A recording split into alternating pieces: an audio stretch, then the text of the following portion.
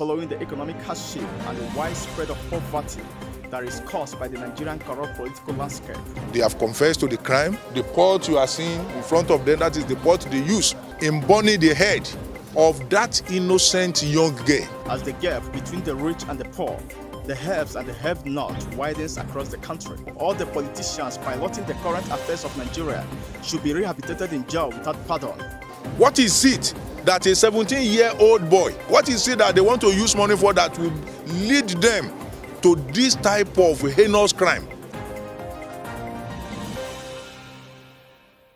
In a society like Nigeria, where religion and supernatural appears according to the people, following the economic hardship and the widespread of poverty that is caused by the Nigerian corrupt political landscape, considering magic and ritual as the only escape route from poverty, the following footage you are about to watch features 3 young teenagers who lured their girlfriend into an uncompleted building and eliminated her for money rituals is nothing to compare to those who use their parents, relatives, and innocent victims to suit their financial obligations.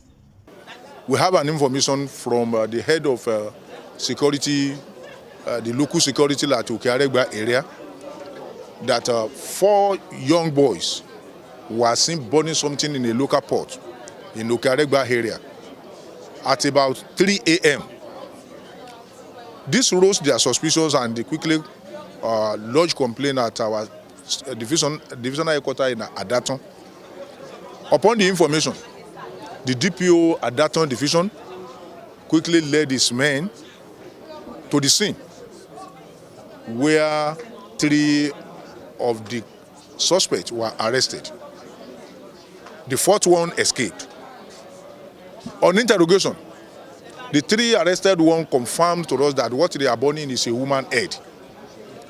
And they confessed that the head belongs to a lady simply known as Sofiat Khayide, a 20-year-old girl.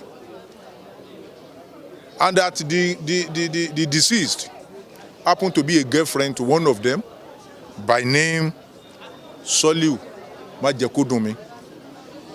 It was this Soliu that lured the girl to an abandoned building where they squeezed the neck of the victim, and after killing her, they used a cutlass to cut off the head. After cutting off the head, they packed the remaining dismembered body of the victim into a sack and dumped it in an uncompleted building. As the gap between the rich and the poor, the haves and the have-not widens across the country, desperation to overcome the expanding class division propels many citizens to turn to the dark side of the supernatural with the hope that the redistribution of wealth will begin to their favor through unseen support. The 3 of them were taken to the station, and on the further interrogation, they made us to realize that they want to use it for money-making rituals. Having gotten the information, the Commissioner of Police, Ogun State Police Command, CP Lanre Bankole, directed that the escaped one must be hunted for, because none of them must go unpunished. Following the CP directive, the DPO and his detectives launched a very serious manhunt for Majekodunmi Soliu, and in about 2 or 3 hours, we were able to get him arrested in his hideout. The 4 of them, they are here. They have confessed to the crime. The pot you are seeing in front of them, that is the pot they use in burning the head of that innocent young girl who was cut down in her prime, simply because some people want to get rich quick. It's a very, very disturbing incident, because this can only be described as the superlative degree of callousness. It is despicable and it is barbaric. At this time, this jet age, for somebody to still have it in mind that until they use the life of a human being like them before they can get they can get money. And also, what is it that a 17-year-old boy, a 19-year-old boy, 18-year-old boy, what is it that they want to use money for that will lead them to this type of heinous crime? Is still beyond the comprehension of any normal human being. I want to advise that many parents have failed in their responsibility, because this is a result of bad parenting. It's a result of failure, complete failure of parental responsibility. Because if this thing has not been done, or this thing has not been encouraged by parents, if parents have been taking care, very good care of their children, I don't believe that any properly brought up child will want to embark on this type of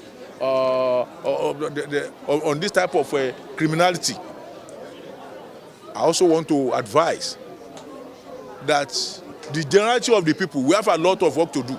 The religious body, the entertainment body, and everybody that has one or two things to do with the security of life and property. We have a lot to do.